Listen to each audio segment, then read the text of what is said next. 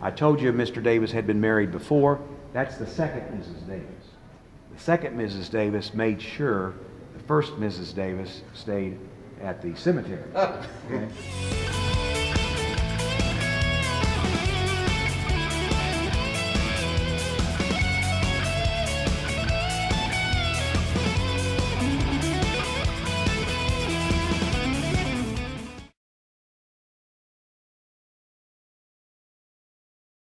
This is Mr. and Mrs. Davis. They are entombed here.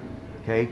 There's two places on state of Oklahoma property where people are buried. This is a state of Oklahoma museum. There's two places where people are buried. Here and up at the Will Rogers Memorial. Will Rogers and his family are up there, and J.M. Davis and his wife is here. I told you Mr. Davis had been married before. That's the second Mrs. Davis. The second Mrs. Davis made sure the first Mrs. Davis stayed at the cemetery. Okay? The Gatling gun, that's very popular. People really talk about that. When that used to be right in the lobby of the hotel. Anybody could go up and touch it and all this stuff. This is a true story. I grew up here, and when I was about 9, one summer, me and a couple of my goofball friends were riding our bicycles around town. And back about 1960, every store on Main Street did not have air conditioning yet, but the hotel did.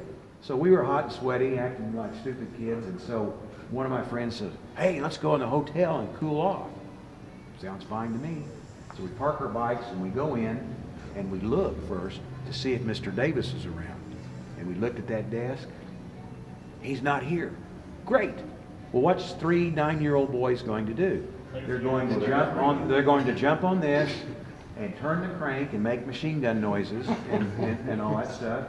And one of my friends, "Oh, you got me!" And he fell over in the floor. And we were doing this maybe about a minute and a half. After we did that, guess who raised up from behind that desk you just saw? It was Mr. Davis. This is a true story. It was Mr. Davis. Okay? And so he said, this is the only time he ever spoke to me in my whole life. He said, "All right, you kids, get out of here." Oh, gosh.